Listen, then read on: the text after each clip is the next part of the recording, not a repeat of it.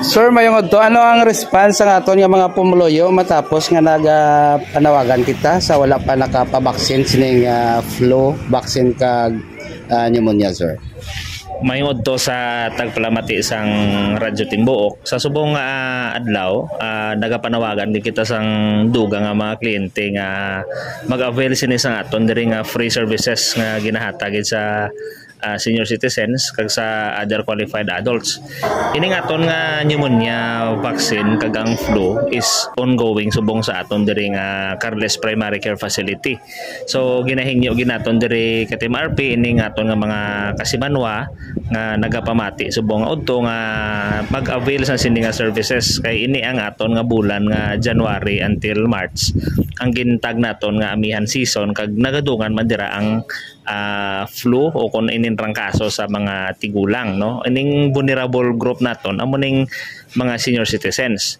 So luyagin naton ipabalo diri sa aton subong mga kasimanwa nga magkadto diri sa Carles Primary Care Facility nga ma-avail lang ini nga serbisyo nga libre para sa inyo, no? So himuon lang gid magdala lang sa valid ID nga ma-proof nga kamo gid kag ang inyong lawas.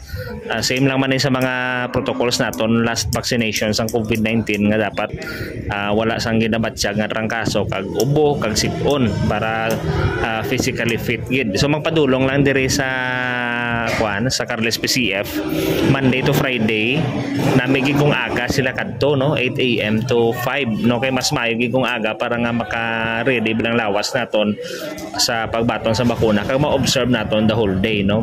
Kay kung hapon na makadto usually medyo hindi na naton makita ang pasyente, no. So mas maayo aga, no, but open kami gyapon 8 AM to 5 PM. Damong vaccine ta subong available para sa inyo. It's for free. Kung magkadto kamo sa private nga doktor, it costs 1,500, no, kag almost 2,000 gid gani, no. So kung wala ka sang libo di mo ni ma-avail, pero libre tay hatag ni. So kabay pa nga builogan ninyo para nga ma-consider naton nga ready kita sa balatian nga nagaduging kapin pasubong nga tagtulugnaw. Sir, magluwas nga grupo sa mga taga LGU employee, may ari man bala sir sa mga private individual nga nagpadulong kag magpabaksin subong adlaw, sir? Yes, damo gid may private individual, may mga gaobra sa mga mga offices bla nga private. Mga frontliners naton nga gin-consider sa una ining gaatubang bla sang kliyente, no, gaobra sa mall, gaobra sa market, mga vendors tada libre gini kung gusto nyo, drivers, no, mga sa motorcycle, tricycle o kung jeep kag bus kag van nga nagabiyahe, mga government teachers, uniform personnel, pwede man mga appointed barangay, mga kagawad nyo, barangay chairman, BSW, BNS, barangay tanod, tanan, no, mga traffic aid nyo, utility nyo, janitor, ining maestro, pwede man DepEd, mga pulis, BFP, no pa, marine, no, marine na sa aton nga marine group gang tanan BGMP kung may ara pa gid, o kung pwede gani preso, mga PDL tagong dalon sila pwede gid, no, kay ini mga tawo man sila nga pwede mag-avail sini.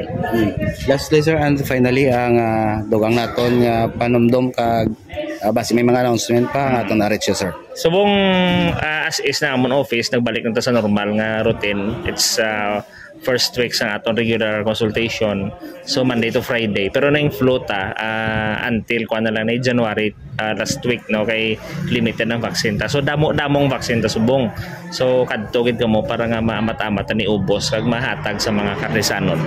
Thank you, sir. So with this, thank you so much and have a healthy day ahead sa inyo kag mayong udto.